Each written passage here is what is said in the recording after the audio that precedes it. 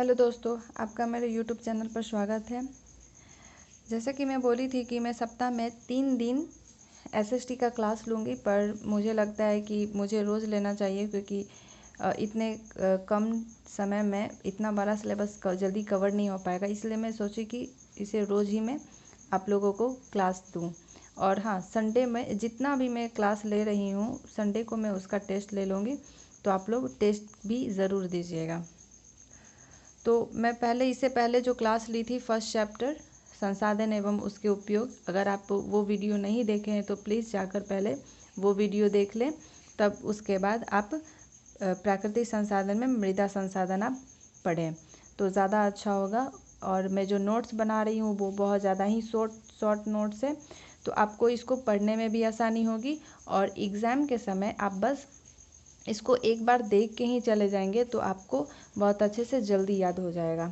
तो आप लोग कोशिश कीजिएगा कि मैं जैसे नोट्स बना रही हूँ आप भी वैसे ही नोट्स बनाएं। तो चलिए स्टार्ट करते हैं।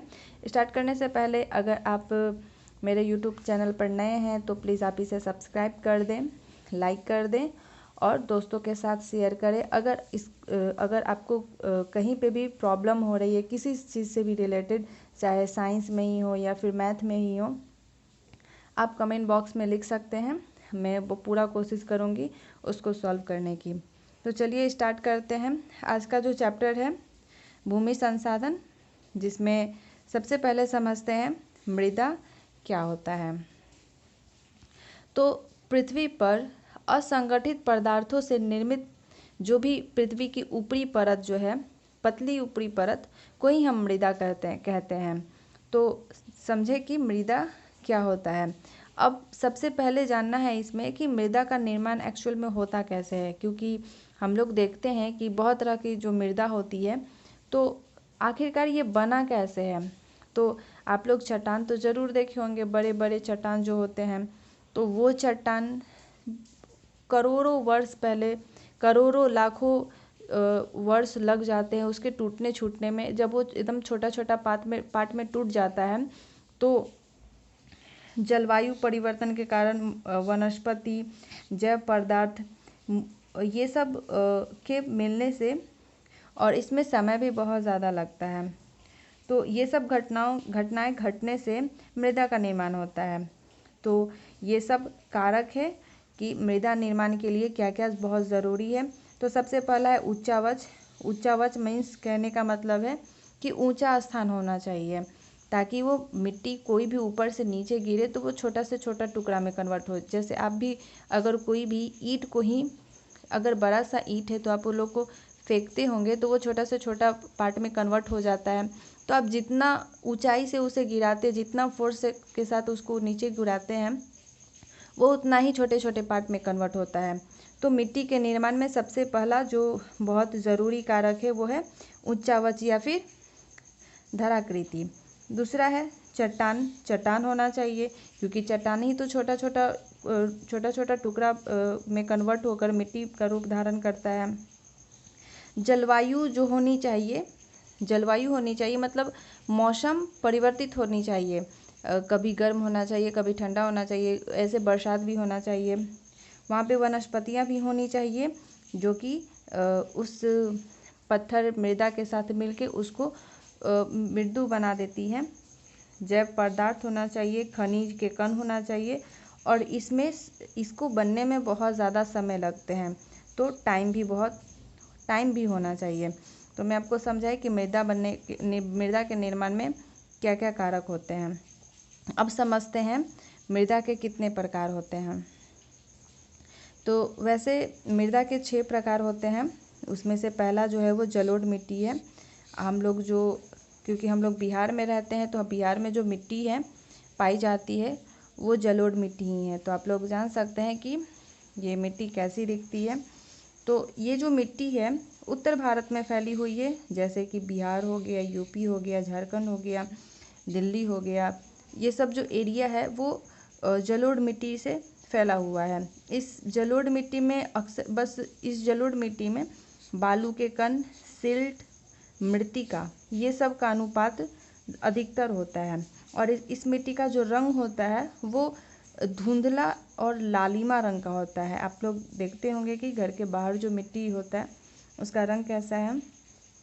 इस मिट्टी की खासियत है कि इसमें पोटेशियम, फास्फोरस और चूना पत्थर बहुत अधिक मात्रा में होता है, जिस कारण कि ये जो मिट्टी होती है वो बहुत ज़्यादा उर्वरक होती है और इसमें नाइट्रोजन और जैव पदार्थ की कमी होती है। इस मिट्टी के दो प्रकार होते हैं, खादर मिट्टी और बांगर मिट्टी। आप लोग देखते होंगे कि जब बाढ़ आ जाती है या फिर कोई बाढ़ आ जाती है तो बाढ़ के साथ जो बाढ़ के साथ जो पानी आता है वो अपने साथ मिट्टी लेकर आती है। तो और जब बाढ़ जाती है तो वो मिट्टी की परत वहीं पर छोड़कर चली जाती है। तो उस प्रकार से जो मिट्टी बनती है उस स्थान के मिट्टी को हम खादर मिट्टी कहेंगे। और जहाँ पर बाढ़ का पानी या फिर पानी नहीं पहुँच पाता है तो उस टाइप के मिट्टी को हम लोग बांगर मिट्टी कहेंगे। अब जानते हैं कि इस मिट्टी में क्या क्या उपजाया जाता है। तो आप लोग देख सकते हैं कि हमारे बिहार में किस चीज़ की खेती होती है। मक्का की होती है, चावल की होती है, गेहूं की होती है, दलहन की होती है और भी बहुत सारा खेती इसमें होता है। ये सब प्रमुख है। तो हम लोग समझे कि जलोढ़ मिट्टी के बारे में। जलोढ़ मिट्टी क्या है, कैसा होता है, कौन कौन सी खेती इसमें की जाती है, ये सब। अब है काली मिट्टी। काली मिट्टी का जो रंग होता है वो काला होता है और ये इसका रंग जो काला होता है वो एल्युमिनियम और लौह के जो कण होते हैं इसमें उपस्थित, उसके कारण इसका रंग काला होता है। ठीक है, ये जो मिट्टी है ये कपास के लिए बहुत ही उपयुक्त मानी जाती है। कपास की खेती इसमें बहुत ज़्यादा मात्रा में किया जाता है, इसीलिए इस मिट्टी को काली कपासी मृदा भी कहा जाता है। ठीक है, ये सब जो है वो ऑब्जेक्टिव में आप लोगों को एग्जाम में पूछ सकता है। और इस मिट्टी को रेगूर मिट्टी के नाम से भी जाना जाता है। ये बहुत ज़्यादा इम्पॉर्टेंट है, ये तो एग्ज़ाम में पूछता ही होगा। आप लोग भी ऑब्जेक्टिव में देखते होंगे कि ये सब ज़रूर पूछता है। तो इस मिट्टी को रेगूर मिट्टी भी कहा जाता है। इसमें कैल्शियम कार्बोनेट, मैग्नीशियम, पोटेशियम और चूना पत्थर अधिक मात्रा में पाया जाता है और फास्फोरस की इसमें कमी होती है। इसके साथ साथ इस मिट्टी में गन्ना, प्याज, गेहूँ इस टाइप की फसलें उगाई जाती है। ठीक है, तो हम लोग समझे जलोढ़ मिट्टी के बारे में और काली मिट्टी के बारे में। इसकी आगे की क्लास को मैं अगले वीडियो में आप लोगों को समझा दूंगी। तब तक के लिए आप इसको नोट्स बनाकर अपने कॉपी में रखें और इसको एक बार 2 बार रिवाइज ज़रूर कर लें। अगर एक बार में आपको मेरा वीडियो नहीं समझ में आता है तो 2-3 बार उसको रिपीट करके देखें, समझें। और अगर फिर भी नहीं समझ में आता है तो आप कमेंट बॉक्स में कमेंट कर सकते हैं कि आपको ये टॉपिक नहीं समझ में आया। मैं आपको अगले जो वीडियो डालूँगी उसमें ज़रूर आपको समझा दूँगी। तो हम अगले वीडियो में मिलते हैं, तब तक के लिए बाय।